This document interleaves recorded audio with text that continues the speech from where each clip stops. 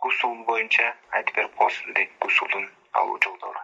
Жыныстык катнаш кылгандан кийин же болбосо аял киши өзүнүн жанагы айыз канынан же болбосо төрөт канынан тазалангандан кийин, нифастан кийин ошо гусул алыш бул милдет. Же болбосо адам баласы уктап түшүркөп калгандан кийин ошол кезде анан уругу чыгып калган болсо, ошо гусулга алыш бул милдет гусул.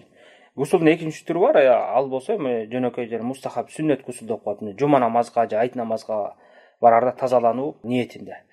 Гусул кантип алынат? Гусул кадимкидей эле ушундай жанагындай себептери болгондон кийин адам баласы ушу жууна турган жайга барып, биринчи авраттарын тазалап, жууп алат жакшылап. Андан кийин даарат алат, кадимкидей эле намазга даарат алгандай, бутунан башкасын. Андан кийин ошо башына куят, оң жагына, сол жагына куюп, денесинин баардык денесине суу жеткирет. Бир жолу жеткирип койсо жетиштүү, 3 жолу жеткирген болсо жакшыраак. Анан ошол гусул алды болуп саналат. Баардык денесине суу жеткириш керек. Ошо даарат албай деле жөн эле ошо гусул алуу ниетин кылып, баардык денесине суу жеткирип койсо деле гусул алды деп эсептелинет. Болгону ошо даарат алып 3 жолу денесин жууп, бул сүннөт жакшыраак болот.